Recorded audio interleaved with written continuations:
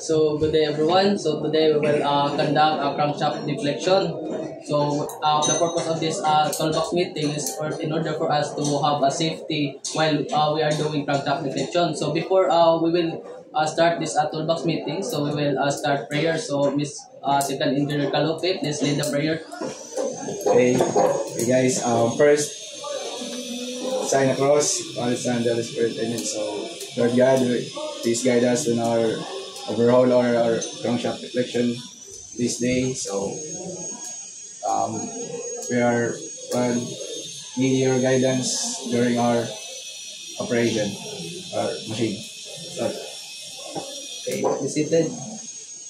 So, as we all know that safety is the most priority during onboard ship, diba?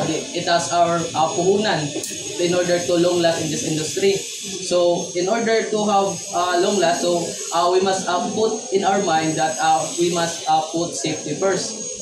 So, first, we will have PPE. So, that is a personal protective equipment. So, any suggestion what are the PPEs that we must wear during a crankshaft deflection? safety shoes, Okay, safety shoes, Overall. helmet, helmet, necessary, okay, helmet, air maps, gloves, okay, rugs, okay, good. So before we will conduct a crankshaft deflection, so we must inform the bridge first that we will conduct crankshaft deflection at 1500 to 1800 hours. So Mr.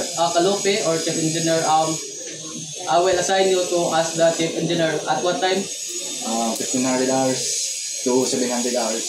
I 1800. will inform the bridge.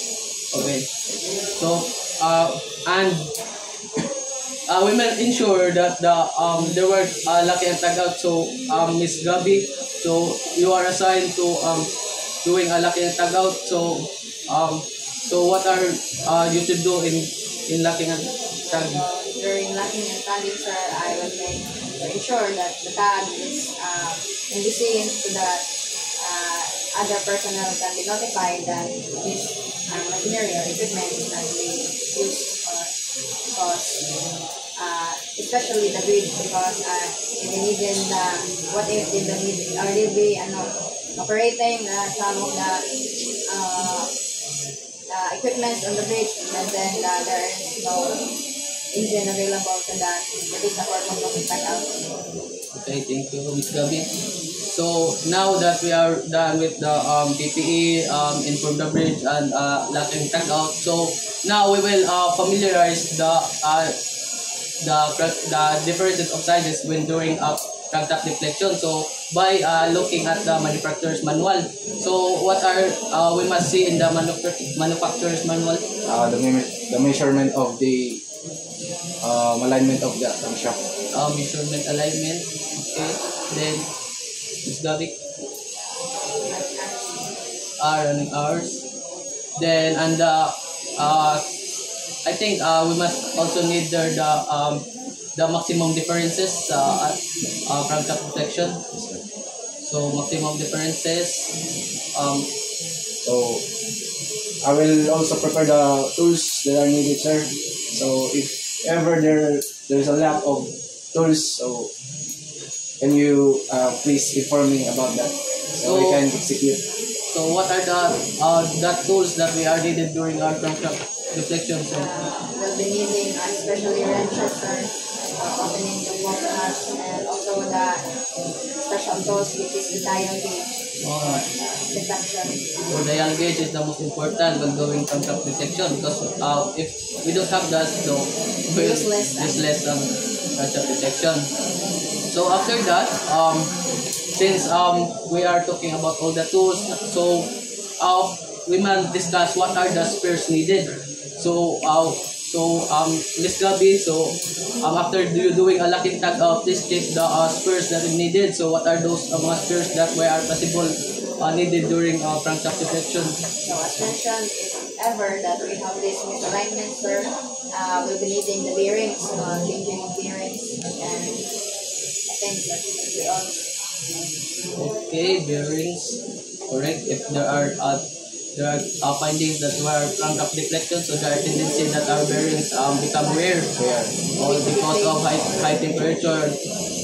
So next, since we are doing the crankshaft deflection and we are involved in this dangerous environment in the engine room, so we must assess first the risk assessment and the management that we must do. So, diba, since our safety is the most priority, so before we're going to the working place, we must first indicate what are the mga possible risks that we will engage when we are working in the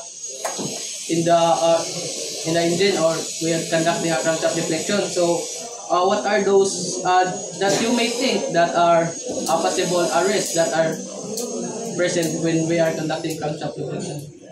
Possible risk of that, sir, is that during turning of our flywheel, then with that, you know that when we turn that flywheel, also the movement of the piston and crankshaft changes. So possible that we'll be holding the dial gauge, then possible that our fingers could be cut or jump or can be crushed, and other might be discussed by. No. There's also possible that we will slide our working area. So first is we must clear the working area so that to avoid any slide sudden accident. So Also hit our head during that. During the operation.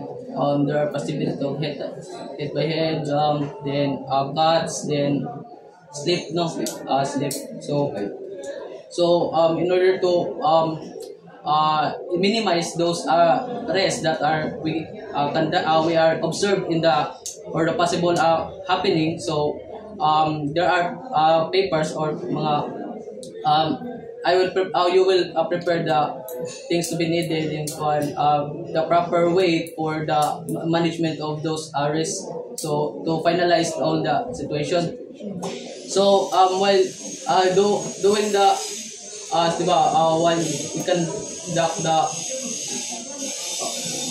crankshaft deflection, so while if there is available, Mr. Calupia will assign you to fill up those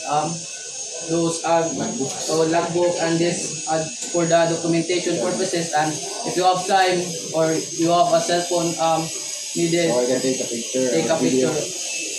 So after we will conduct a crankshaft deflection, so ensure that all the tools are needed are being kept. So housekeeping is as necessary because it is important because there are tendency that it may lose and kasapan kata.